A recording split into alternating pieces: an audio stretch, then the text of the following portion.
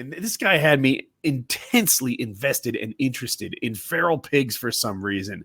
And he's talking about how quickly they breed and how young they can breed. Mhm. Feral pigs can breed like 3 times a year. They have between like 4 and 12 babies, and they start breeding at like 4 months. So imagine that. Yeah. Oh, and it by the way, to have a baby, it takes 3 months, 3 weeks, and 3 days. That's the gestation period of a feral pig. Easy to remember. Yeah. Anyway, so at 4 months, they get pregnant. At 7 months, they've created like 12 more pigs. Mm-hmm. Right? That's at 7 months. You can do that virtually twice a year. One pig can turn into 15 pigs. And it doesn't take that long for And then them the to, second pigs. generation that takes off is it like Oh, I didn't even do that math. Yeah. Yeah. That guy's going to have, oh my God. It's Well, don't they go back to feral? Like if you like put like domesticated fast. pigs out, like they'll go back to feral. They super physically super change. quick. It's not just like a behavioral thing. They physically change when they live in the wilderness. Their fur gets darker, thicker. They change. They start growing tusks. Their snoot gets longer, which they use for rooting. Snoot. I think that's what he called it. I'm a recent expert on this. And then they use it for rooting. Maybe it's not a snoot. Am I wrong? You boop it. You boop the snoot. You boop the snoot. Maybe it's a snout. It's definitely a snout. But it's really cute that you said snoot. So Snoot's cuter. I like that. Oh, I'm sticking with snoot. And it gets longer, and they use that to root, which is some of their most destructive behavior. Yes. You know, if there's an insect in the ground, they just freaking tear up the whole ground getting to it. They're omnivores; they eat anything, and like their population explodes out of control, and it's really and like Kyle said, they jump over the fence and they become feral, and it's not the next generation. That same pig turns into morphs into a feral pig, a more wild, ready to exist in the wilderness pig. And in Texas, they also have like I don't recall exactly how they got there, but they have these Russian boars that like exist there. This other species of pig that's invasive, and it crossbreeds with the domestic pigs who have already turned feral, and it's like a killer bee nightmare of pigs. I sat through a whole class. Like whenever you go to like, I don't know if it was like Air Bacon or Vertex. It's one of those two companies. Great name, Air Bacon. This is the helicopter hog hunting companies. But they sit you in a class before you go like murder pigs, where you like watch a video explaining why it's okay to murder pigs. And I remember thinking like, I don't need propaganda. I'm here to do it. Like you don't have to convince me, but it's like this whole thing. Like, well, these guys are watching a film. Can I take 2 helicopter rides? Y'all got one like tied up that I can cut on a little bit. like I'm here to do it, dude. Did you notice that I brought a 14-inch knife and a scabbard just in case I can go hand to hand with one at some point? I'm here for shits and giggles. I don't give a fuck about these pigs. But you still watch this whole film like detailing the agricultural damage in dollars and cents, and like the breeding patterns that you just like illustrated. And it's so much fun to shoot them out of a goddamn helicopter because they can't do anything about it. And they just leave them there. Now, you've told me before that these pigs are not good meat, and I have a hard time. Like, look, I don't know. Yeah. So outside my expertise, but yeah, it's weird to me that they're not like really. So what I was told is that like, bad? I think the deal was like they have a lot of parasites in them, but of course, like if you cook them well enough, you get rid of those parasites.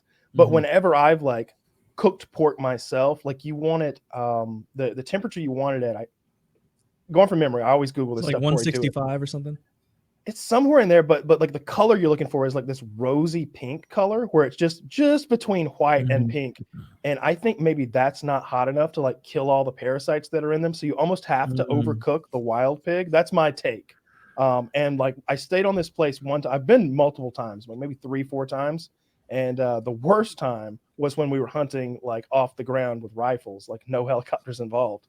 And this wild man that I was with, who was a YouTuber, he crawled on his belly into this thicket. Like it was so thick that you couldn't walk into it. You had to crawl to like get under the level of like this Texas. Texas has like weird like plant life. I don't know. He crawled into where the pigs like slept during the day with a Glock and like shot one. And he happened to shoot like a piglet. Like it was like, I don't know, think twice as big as a cantaloupe or something. This little fucking baby pig. And he cooked it in a hubcap. It's a super late term abortion. Yeah, he cooked it in the front yard in the wheel of a car, like without the tire on it, just the rim, over a campfire, and like was like, I don't know if he was dipping it in pickle juice or if he had like brined it in pickle juice, but he was like offering us like chunks of it on a knife blade to us, and like, you know, That's pretty cool. I ate it, but pickle I just juice and piglet and pickle juice. Yeah, car rim. I ate a bite of it, but I was, you know, it wasn't bad, but it was also like I didn't want a second bite.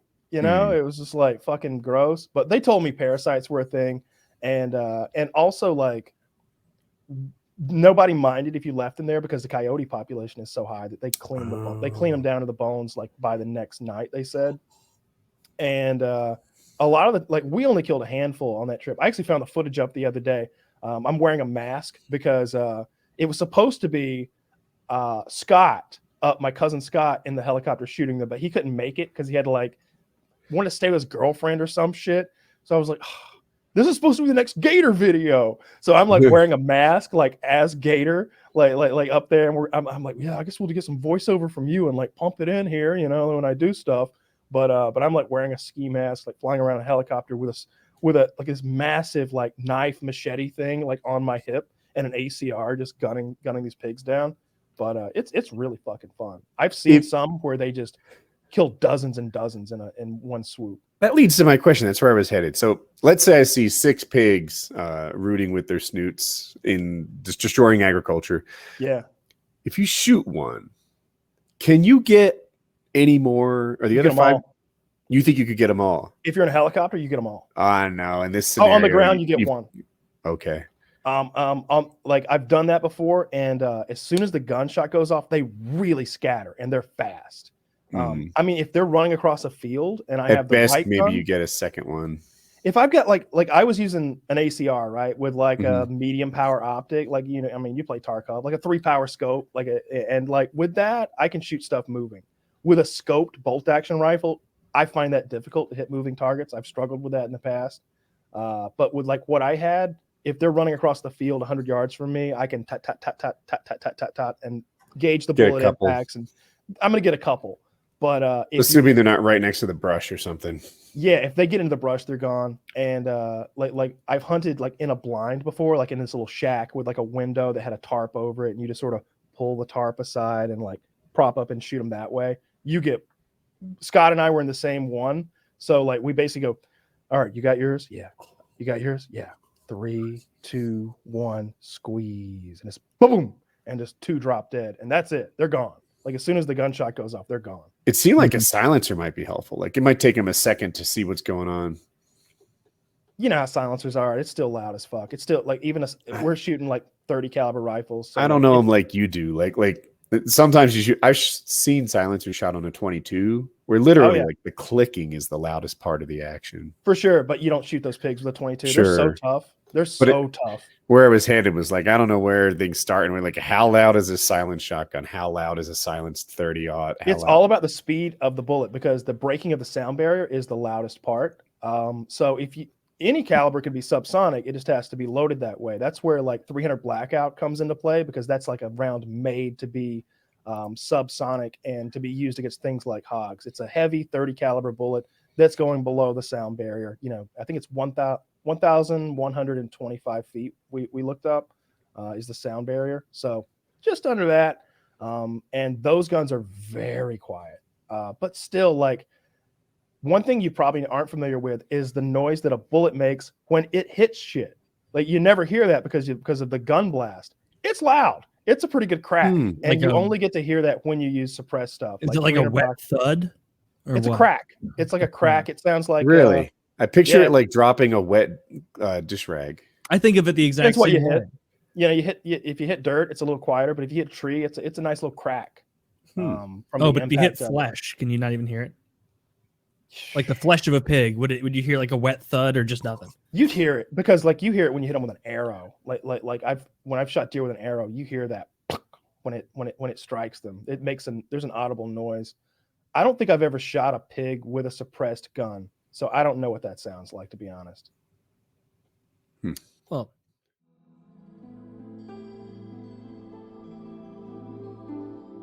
that's not the reality. So yeah, I tried to put a mailbox up the other day, I did put it up, but I Did knew you have to dig a hole?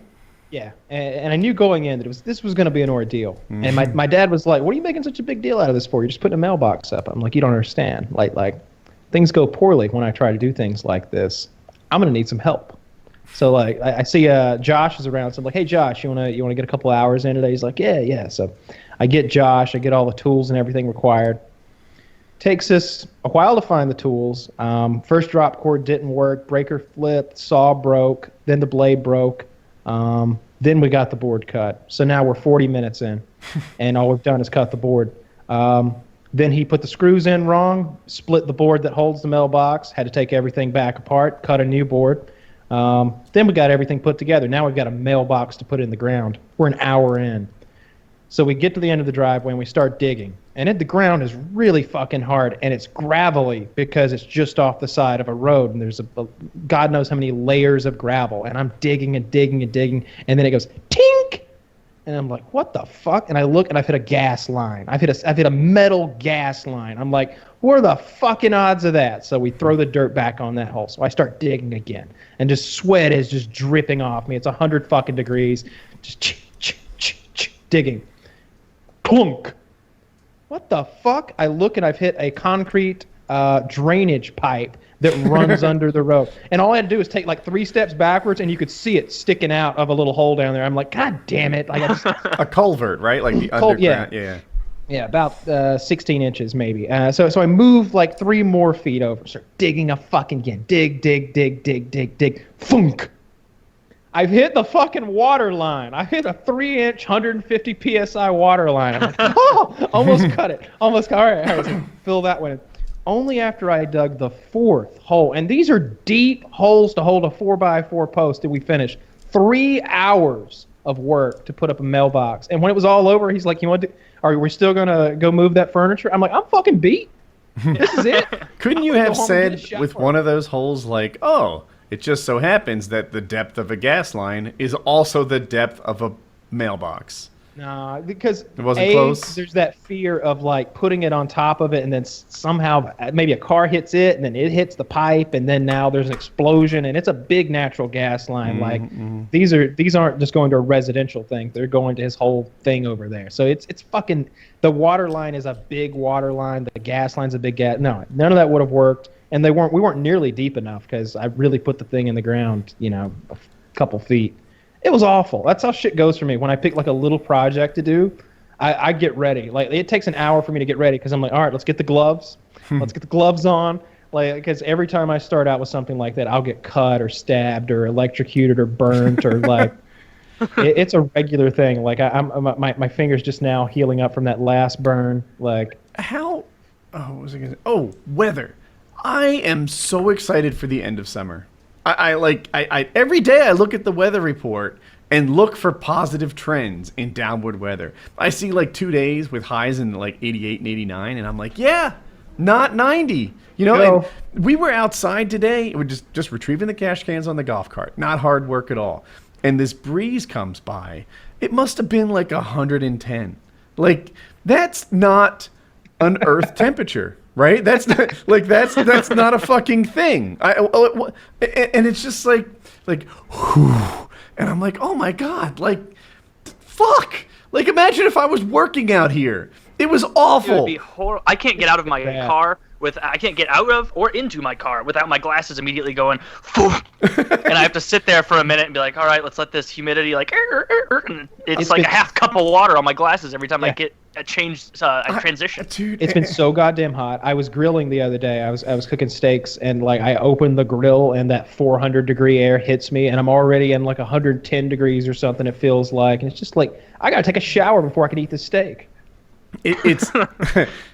August in North Carolina is 2 degrees cooler than July is, or if you're Celsius, about 1 degree cooler. And I'm excited about that change. It's not just the 2 degrees; it's the trend, right? September is going to be like 4 degrees cooler than that. And we're only 2 weeks off September. Good shit's coming. Like, we're about to have pleasant outdoor weather. I'm excited about every season as it comes, right? When I go like, oh, winter's going to come, I can't wait to kind of like bundle up. I'm never excited for winter. I like the fire. I like the snow. I want those white ravens to fucking fly over. I'm ready for it to get cold. I like all kinds of weather, but I usually like the one that's about to come. You know, I'm excited about summer as it's on its way. But July this year chased me inside. But right, I just feel like America makes a lot of IP. But that's what we make. Right. You know, we make intellectual property. They make cars and fucking aluminum cans and iPhones. This and like everything is surround. I bet everything in this room as I look around, like my AR-15, I know that was made here, but like all these plastic shelves, these plastic containers, like all this shit is from China. It was probably cheaper to send that weight set over there from China to here with some sort of melted down like battleship steel than it would be to like make steel here and buy it. I know that there's some restrictions on. It seems like something about that American steel is inferior to steel that's made elsewhere because we can't put a certain additive into it because of the EPA. I was reading about that the other day. Like that if you want top level steel for your construction project, it's not coming from the United States because we can't use, I don't know, the chrome. It's not chromium, but let's just say it's chromium. I know they use chromium to make stainless steel. That's how they do it. But like, we can't make steel to the as well as we could be making it, but they can over there. I was also reading back when scrap metal was bringing a huge amount of money a while back. I didn't know why. I don't know. Maybe like the average person isn't aware of scrap metal prices, but I was, because I've always got these junk cars that we've blown up, and I'll wait until I got 3 or 4 of them, and then I'll scrap them all at once. And steel was bringing like $10 for every 100 pounds, which is high. And I was like, I couldn't understand why. And then the market just completely crashed a few years ago, and now it's like a couple of bucks for every 100 pounds. And I was asking a scrap guy the other day why that was, and he said it was literally because when China was getting ready for the Olympics back this last time around, they were buying all of the steel that there was. They were buying steel from all over the fucking planet. They were piling those ships full of it, sending it to China, and they were building infrastructure with it. Kyle, how do you get a car that doesn't roll onto a trailer? My car trailer's got a winch in the front with a cable, and so drag just it on. winch it up there. Oftentimes, if you park just right, so that maybe the trailer's a little bit lower, and you just got to get the car like up the initial hump, and then it'll go. Then maybe 2 or 3 guys can get together and get it going. I almost always try to get cars that run. Cars that are running. But when you're done with them, they seem not to run. And when I watch your videos, so they don't look good anymore. yeah. So to get a car like that onto a trailer, you can wrap a chain around it and lift the thing high enough into the air with a front end loader that you can back a trailer under it. Mm-hmm. Or a lot of times, the guys at the junkyard will come and they use like a big loader and just grab that fucking thing, put it in their truck, put the loader on the truck, and just skedaddle. They'll come to you. Yeah, for a long, they used to always come to me. I had a really good deal with the local scrap yard. I went to high school with the guy who ran the scales, and I would just go up there and be like, "Hey man, I need a car to blow up." He's like, "Oh, got one right there. We'll drop it off this afternoon." They would drop it off.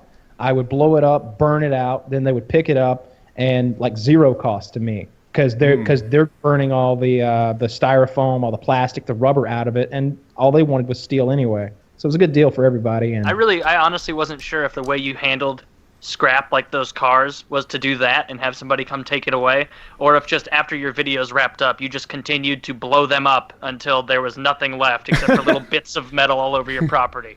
Yeah, not quite that. Some of them have been blown up to the point where there's just not much left to clean up. Like you just kind of push them away into a corner and just let that collect. But most of the time we scrap them out. Right. It's funny you mentioned that. When we were like, where is this going? I got 2 things about this. So when we were like 16 or 17, I remember my cousin and I were working. We were outside like making a fence or something, and he says they're having a big like motorcycle rally type thing over in Milledgeville or wherever the fuck it was, And it was like the last night of it. This is like Sunday, so it'll be Sunday night is the last night of the weekend motorcycle rally thing. He's like, there's naked chicks there. There's like wet T-shirt contest. It's like Mardi Gras or something. And I'm like, well, that sounds great. So we drive all the way there, and it's drizzling a little bit, and night is falling as we get there. So the thing has really petered down. We saw one woman's butt. We saw one woman's awful boobs. I saw so much dick. So much dick. Guys everywhere, just naked. And they had like beads tied to their cocks. And so the guy has like his dick pierced, like the head of his dick is pierced, and then there's beads like looped through it and then back through themselves. Risky so move. It's just risky move, especially around all those motorcycles, right? That Harley grabs hold of that bitch, and you're not going to be a man Maybe anymore. a stray cat runs by. There's just no good news from dangling shiny beads. A falcon needs something to build a nest and just.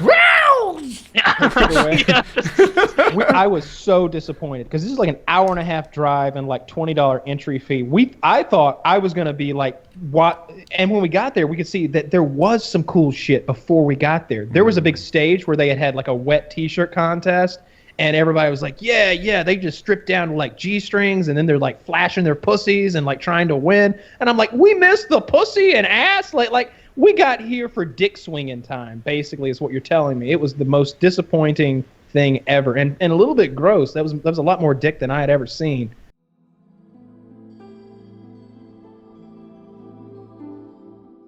He challenged that man to a physical altercation. But that's different than fake tough guy. It's like a chihuahua, right? They literally do want to fight. They just don't realize they're not good at it. Okay, I'll buy into that. I'll buy into that. Yeah, he's not a guy who's like acting like he's tough, and then when it's game day, running the other way. I don't know. He acted like he was tough. He challenged the guy. He said, sort of come at me, bro. And then the guy comes at him, and he's just like curls up in a ball as the guy throws him on the floor. And then he has that reaction like women have when they hit a man and the man hits back, and they're like, why? Okay, I see that. Dude, but there is a responsibility, I think. If someone's 4'11" and they like step up to you, it's like, dude, no, I'm gonna go to jail if we get in a fight. I'm torn on that because like, what if it was a girl who stepped up to me and just said things? I don't think there'd be any cause to hit her, right? Unless you did it every day. If she hits you, then you get a chance to come back. Do you apply those same rules to the guy? If he ineffectively like chest shoves you, do you have free reign, Taylor, to unleash the guns on him? Most you're allowed to do, steal his bagel and run. I can't have you putting your hands on me, I even if he's little, like I literally had that altercation in high school where like I had let a thing go before because the opponent was smaller, and then I got ragged on it for it. Like, oh, you let so-and-so punk you. And it's like, well, look at him. I didn't feel like it was right to attack him. And so it got into my head. I was like, in the future, I can't let anybody do that. I can't let them put their hands on me, or I look like even worse. I thought I was going to look good for just walking away, but I looked even worse than I would have if I fought him and lost almost.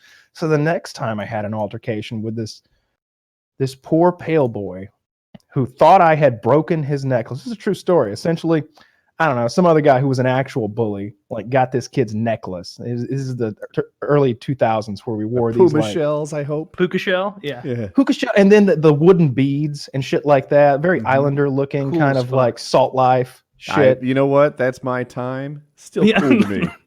I'm frozen there. We all had one of those necklaces. And I did. The actual bully throws his necklace across the room. Well, I don't know anything about that. I look down and there's a necklace on the floor, and I pick it up and it's broken. And I'm like, okay, I guess I'll just take these beads off of here. I was just like dissecting this necklace, which was already broken.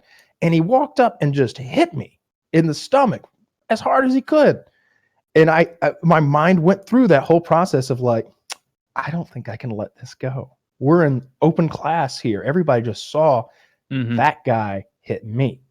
So I started hitting him in the face over and over and over. And he grabbed my shirt, not to try to retaliate, but literally to hold on for his balance. But when you're already engaged in a fight and someone's holding on to you, there's sort of I was panicked. I was like, get him off me. I got to get him off me. And so I just kept punching him in the face.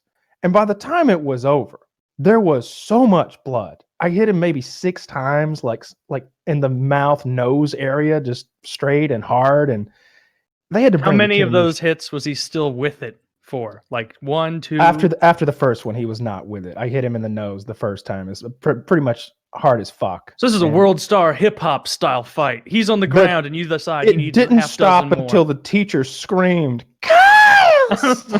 and it sort of like, I was like, oh shit, oh no, what have I done? And I felt terrible about it because like I wasn't some big bad.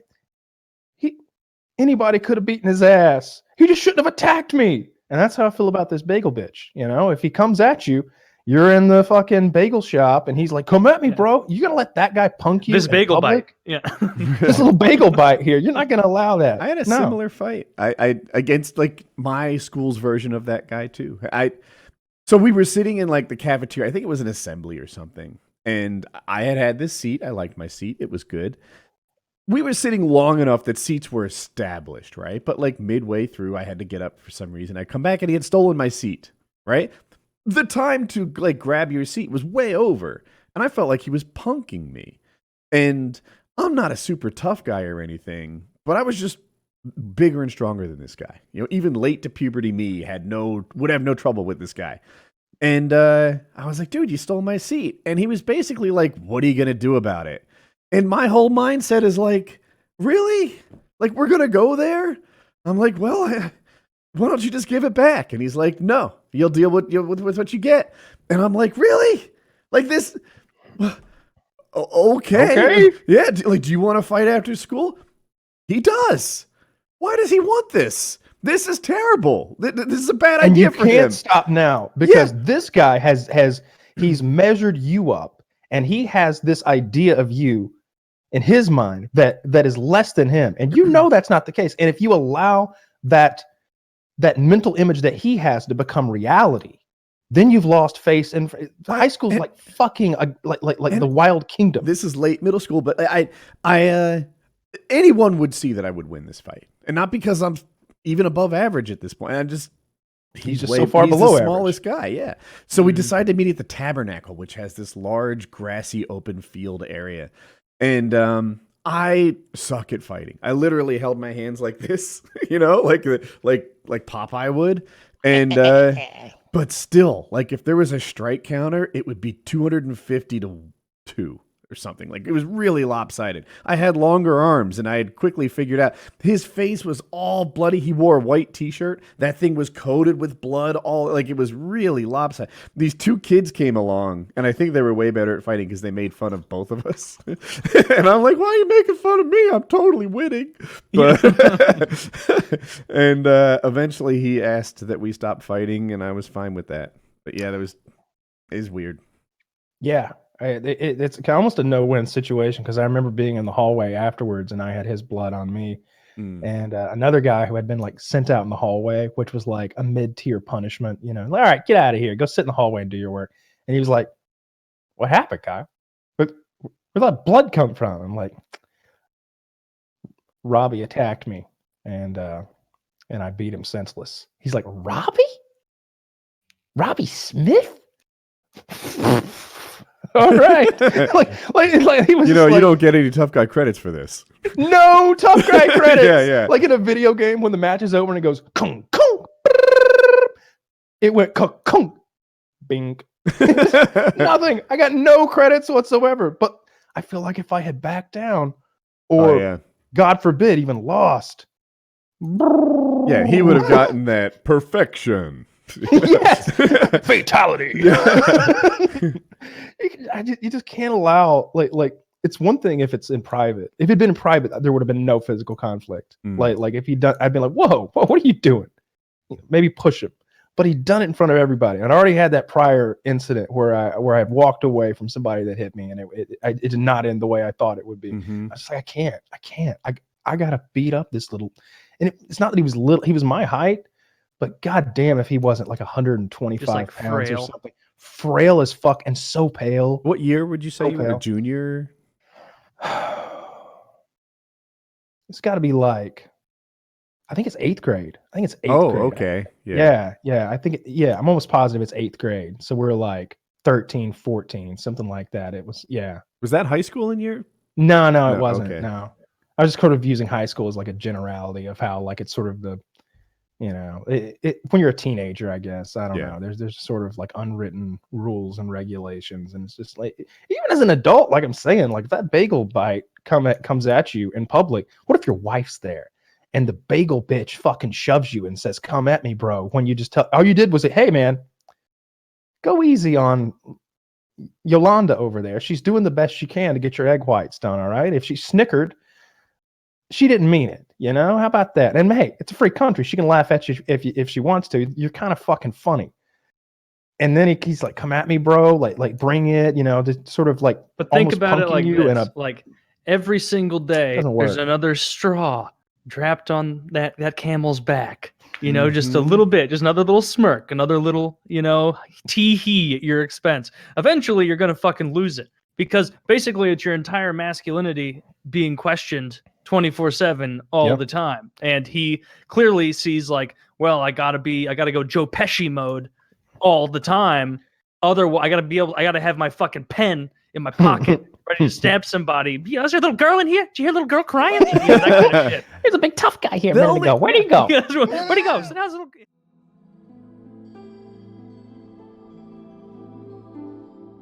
Blended his internet. Like realm.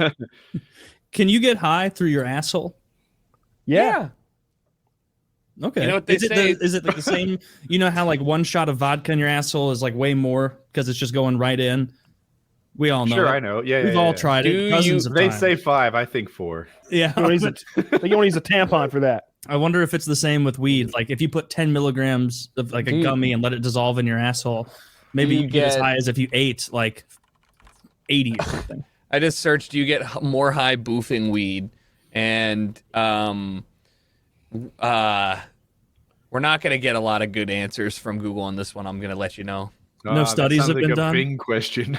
No one's been done. Metro.co.uk wrote an article March 21st, 2017 with the title, "You should be putting weed up your anus instead of smoking it, doctor's advice."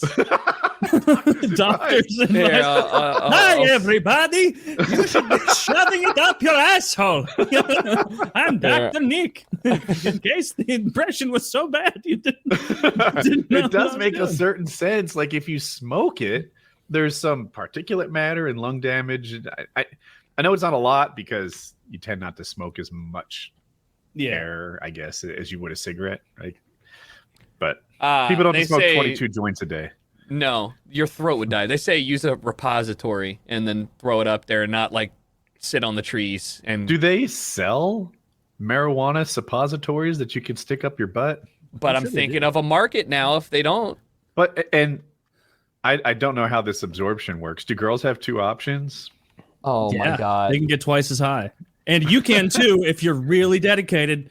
Just sounding it. You're like rolling it and sounding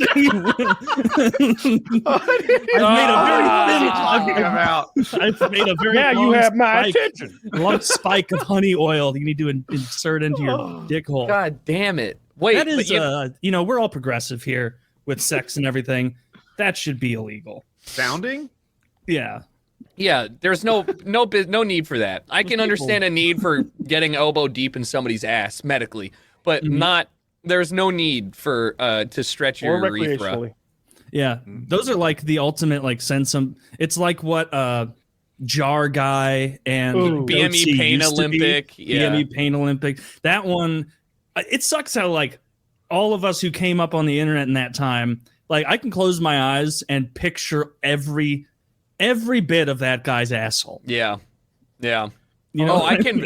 I know I can recognize Goatsy so well that somebody had in a video game I believe I was playing had like carved it into like the hieroglyphics and stuff. I turned the corner and I was just like, wait, that's man. Like it was like 5 pixels and I'm like, yep, he's spreading his ass. I have easily recognized pretty small Goatsy ASCII art before. Yeah.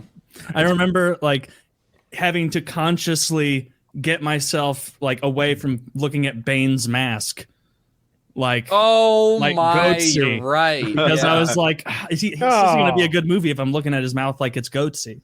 but it wasn't that great of a movie anyway. I think the more years that go by since I've seen it, the more I'm realizing, the Bane one really dropped the ball. I need to see it again. I liked it at the time, but I think I've only seen it once.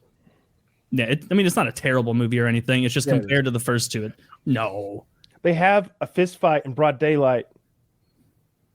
Nobody brought a weapon. God, it is a bad movie, isn't it? Yeah. Yeah, I guess it is. That is the problem with low-tier superheroes.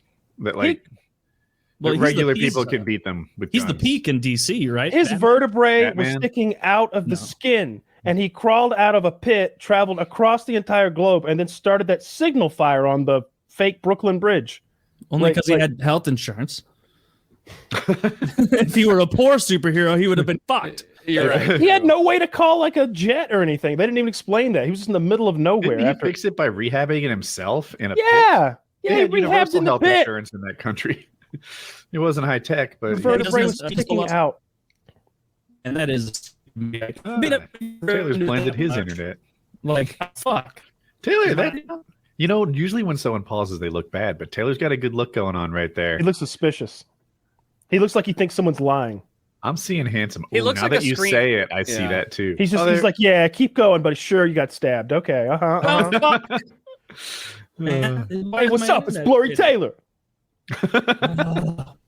Fuck. You'll come back, Taylor. I think it'll just it'll fix itself. Oh, you hear me still? I can't. You're a robot-y, but I got the words. What the fuck up, you guys? It kind of looks like DJ Khaled in this one. That morbidly obese guy. Yeah, but just in the face with the. Feel better. That's a good ass burn. Yeah. That horrible, ugly. You look like him, but not like the funny part. All right, you're so fucked up. You're so fucked up. All right, I'm gonna be back. I'll come back.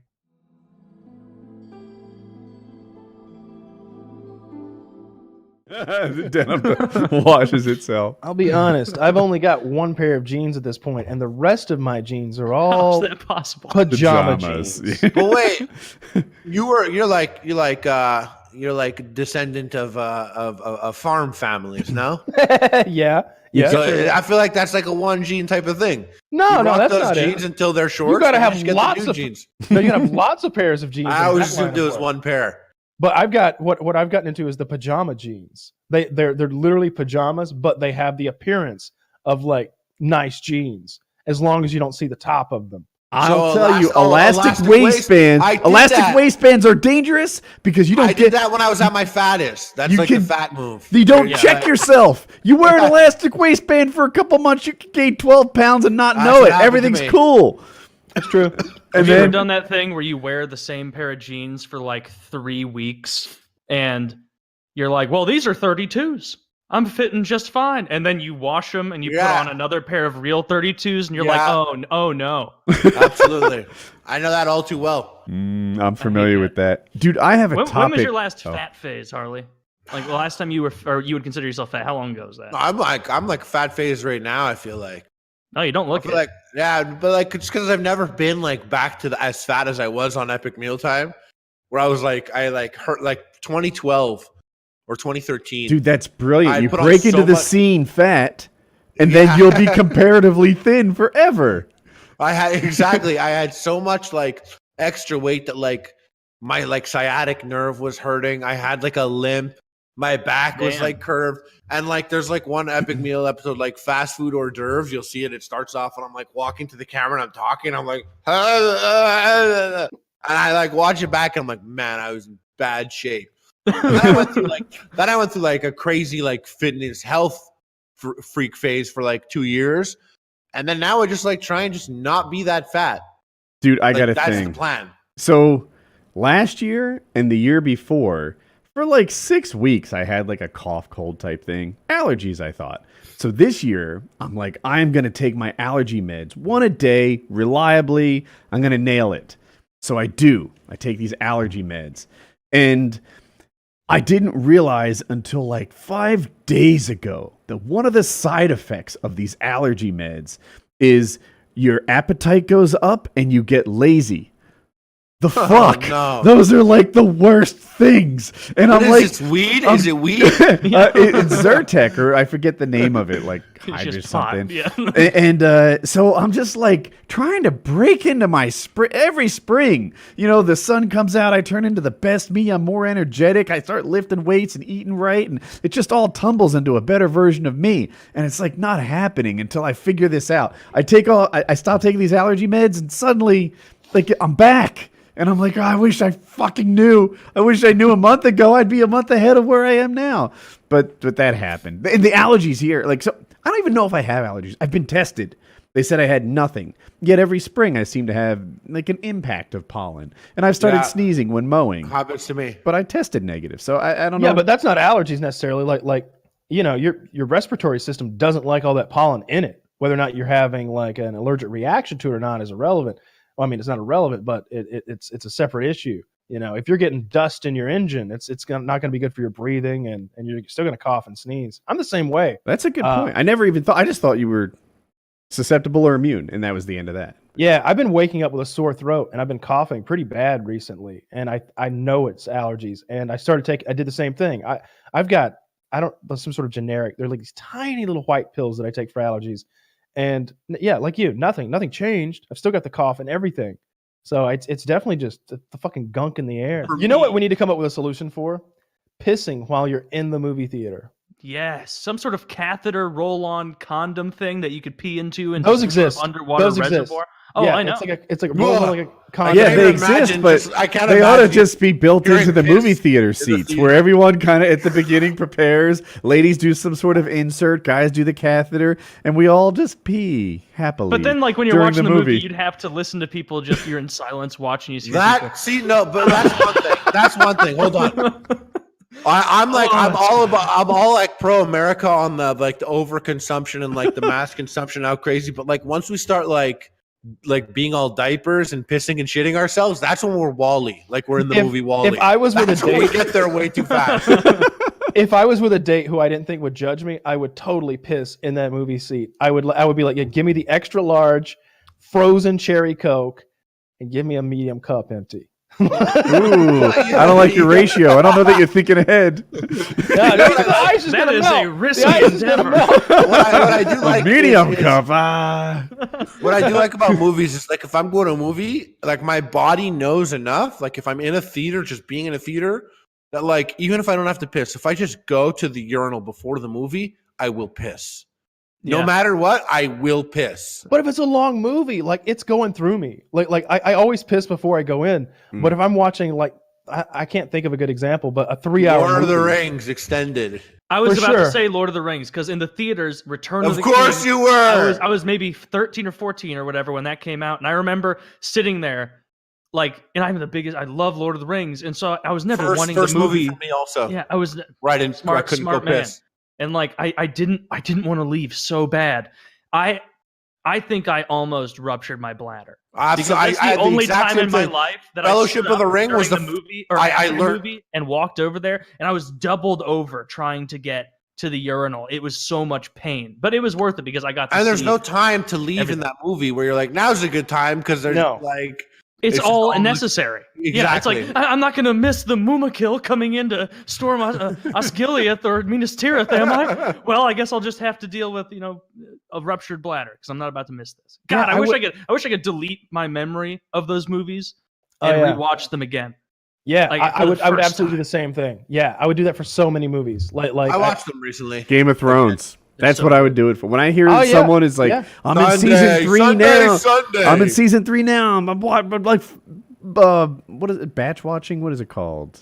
Binge watching. Thank you. I'm binge watching so that I'm caught up for season 8. As it comes out, it's like, oh my God, you've just discovered sex. You have no idea of the like pleasures that await you. Season 3, you haven't seen this or that. So, and that's this Sunday. That's I know. I'm well aware. I can't believe that really? Game of Thrones Sunday? You don't say.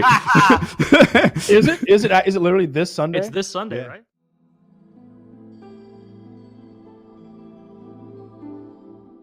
I like it because, like, I always feel it doesn't make you smart or clever or intuitive at all. But when I do realize, like, mid-fall, that it is a dream. And it's like, it doesn't make sense that there would be buildings falling past me here and a mountain range falling past me here. And like, as you're falling, you're like, I figured it out.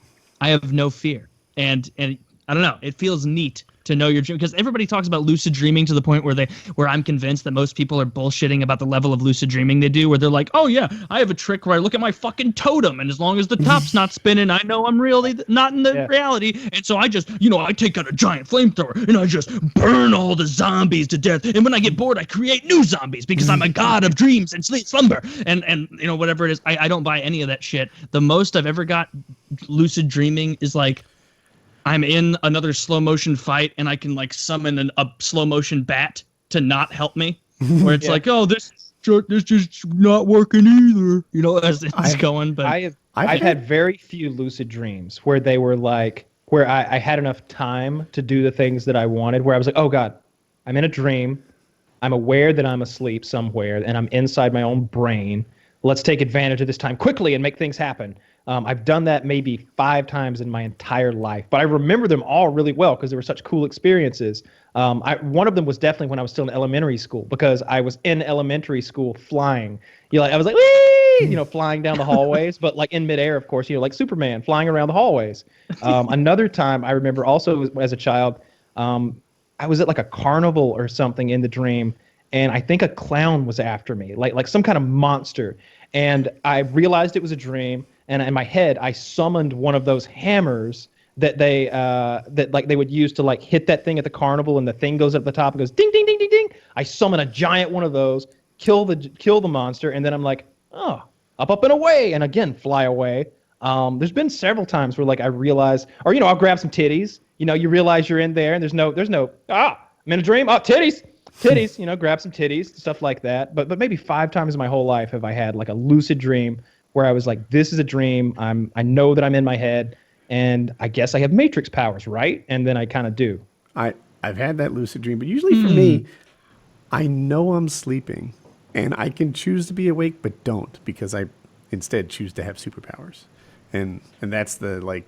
It's almost not even dreaming. It's almost like daydreaming. I know what you're talking about. It's like right before you wake up. Right. Like that's you get some really control common time over it. for it to happen. Yeah. A lot of those that I've had, like I know that I'm about to come out of it. So I'm like, that's what I meant when I was like, oh, quick, do the things you want to do. Because we got like 3 minutes here. I don't know if it was like mild sleep paralysis or something, or what it was, if that like happens once, or if it was just a weird dream. But when I was like a sophomore in college, at one point I got a horrible flu where I felt so bad. I skipped classes for days and days on end, and it got to a point where I hadn't slept in so long because my throat was so sore, like doing that, like prop yourself up on a bunch of pillows like an old person, like how they sleep.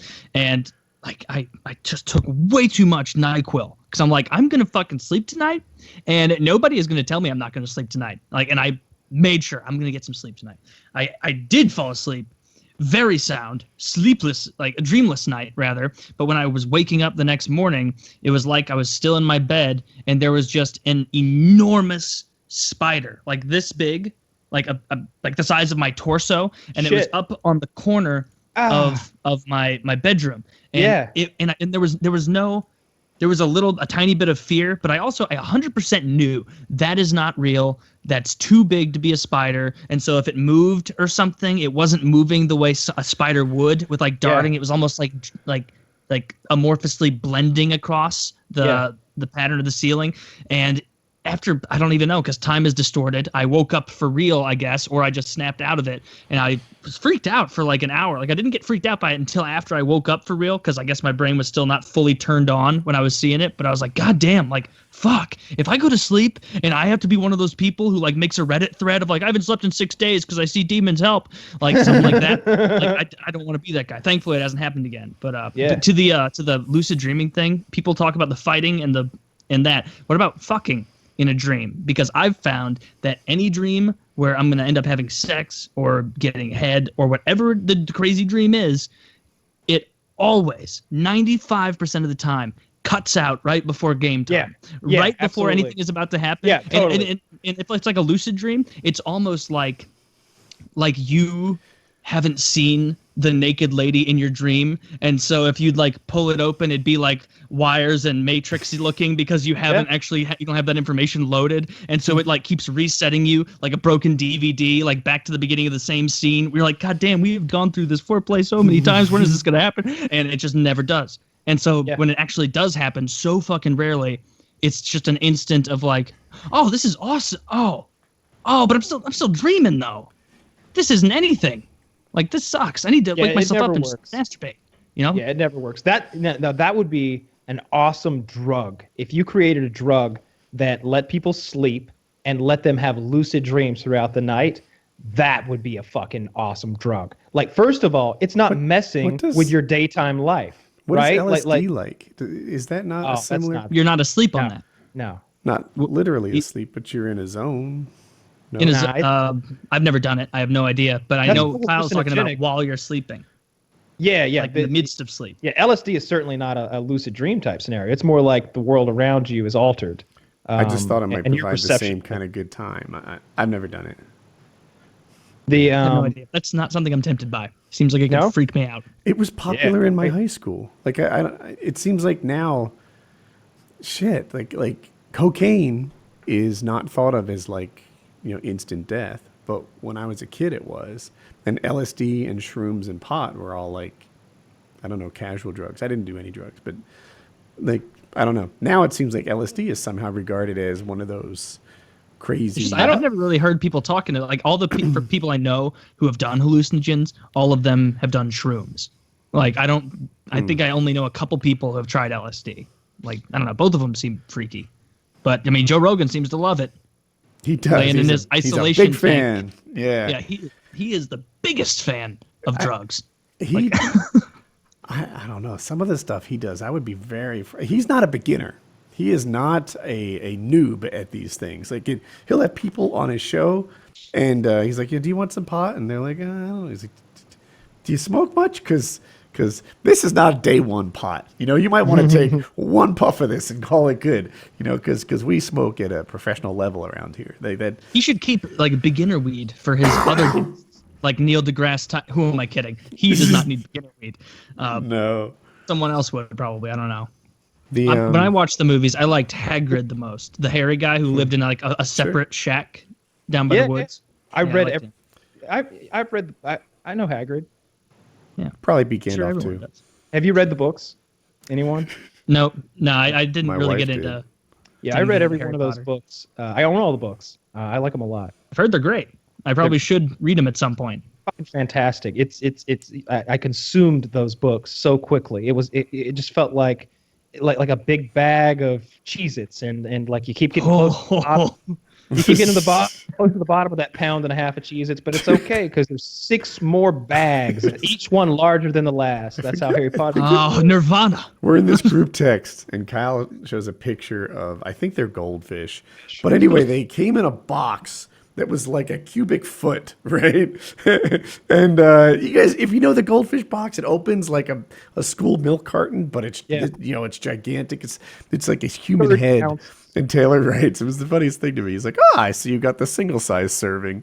And, and Kyle was like, it's 40 ounces. And I'm like, yeah, I mean single as in one day, not one sitting.